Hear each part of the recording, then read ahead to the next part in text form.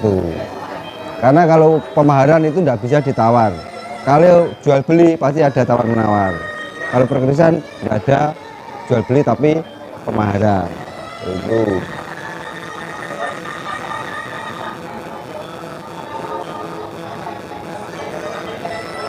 Gimana tanggapannya tentang keris? Kalau melihat keris seperti ini gimana? Takut ataupun gimana? Takjub. Karena apa? Ada alasan yang jelas. Bentuknya unik, menarik. Apa selain itu? Apakah nggak merasa takut? Wah, keris ini ada kodanya, ada penunggunya, ada pemikiran seperti itu enggak? Nggak ada pemikiran seperti itu enggak? Nanti tak jelaskan. Pernah. Tapi yakin enggak kalau keris itu ada kodamnya penunggunya? Yakin? Yakinannya di mana? Pernah membuktikan? Enggak, kan banyak yang bilang kalau selama barang peninggalan itu pasti ada Penunggu. Wah. Penunggunya wujudnya apa? kurang paham kok soal itu. Kalau selama ini dimengerti? Pernah nggak? Nggak pernah. Nah, gini. Keris itu tidak ada penunggunya, nggak ada kodanya. Jadi keris itu bukan sesuatu yang dianggap mistik atau goib ataupun sesuatu yang menakutkan. Nah, iya kan? Kan sudah dijelaskan bahwasannya keris itu merupakan simbol peradaban. Kenapa kok dari simbol peradaban? Karena keris itu menggambarkan proses perjalanan manusia. Proses perjalanan manusia apa? Proses perjalanan manusia untuk menuju Sang Pencipta. Nah, kenapa kok berpendapat seperti itu? Karena di dalam bilah keris, ya kan, satu keris ini pun ini satu titian itu ada namanya semua. Nah, ini kan gambar itu ada. Ya, ini kan nggak kelihatan kan? Ini namanya kan banyak satu titian ini. Nah, ini ada makna-maknanya. Dan makna-makna ini sebenarnya terkandung di dalam diri manusia. Seperti itu, ya kan? Jadi kalau kita mendalami keris, memahami keris, berarti kita harus bisa mendalami diri kita sendiri. Seperti itu, ya kan? Orang yang bikin keris adalah seorang empu yang mempunyai kecerdasan yang luar biasa dan mempunyai tingkat kerohanian dan spiritual yang dalam. Jadi seorang empu itu adalah orang yang benar-benar sudah lepas dari dunia materialistis, sudah jumeneng, sudah hidupnya sudah hanya untuk Sang Pencipta, dia hanya menyembah Sang Pencipta. Jadi seperti itu, banyak sodako, terus dia penuh kasih sayang, baik hati, lembut, penolong, seperti itu. Yang namanya empu seperti itu. Jadi kan nggak ada yang merasa ditakuti toh kalau melihat seperti itu. Yang perlu gimana? Keris nggak ada penunggunya, dari dulu sampai sekarang nggak ada penunggu jin, penunggu itu toh. Dari dulu sampai sekarang itu nggak ada. Itu mitos. Karena gini, kalau ada penunggunya itu harus bisa dijelaskan secara ilmiah. Orang lain harus bisa menerima secara jelas, secara logika, itu kan. Nah, kalau ada penunggunya kan harus kita buktikan. Penunggunya mana, kan kita nggak bisa membuktikan. Dan itu sebenarnya bukan pemahaman yang benar. Pemahaman yang benar adalah keris itu tidak ada penunggunya, tidak ada kodamnya. Namun keris itu mengandung yoni atau energi. Energi berasal dari mana? Energi itu berasal dari logam yang dilipat-lipat. Nah, itu akan menghasilkan unsur-unsur molekul atau energi. Besi, baja, pamor, dia mempunyai energi molekul masing-masing.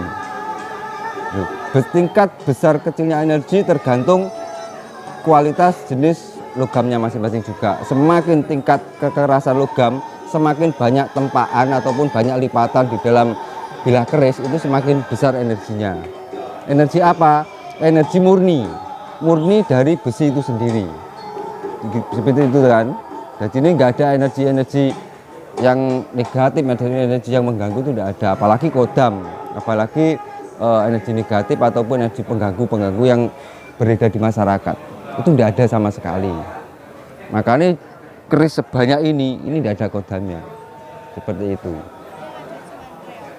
Reog juga sama. Reog tidak ada. Kalau itu harus ditutup biar nggak cari temannya.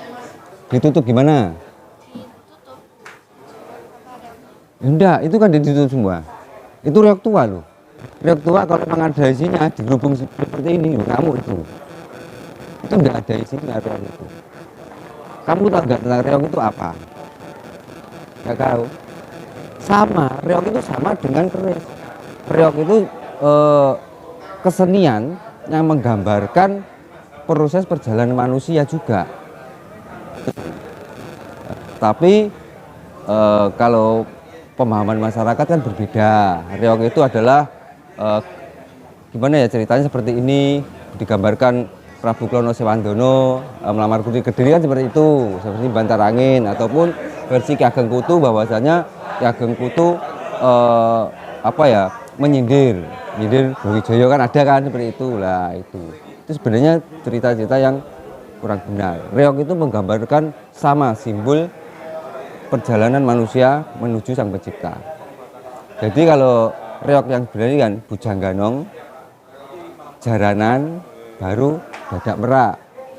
Bujangganong itu pasti seorang pemuda yang dia itu mulai belajar menggali potensi dari jati dirinya. Itu. Lah, terus Jaranan itu kena apa maksud Jaranan? Bukan manusia berkuda, bukan. Jaranan itu adalah orang yang menggambarkan proses pengendalian hawa nafsu. Seperti itu. Makanya Jaranan itu geraknya mesti lemah lembut, lemah gemulai seperti itu.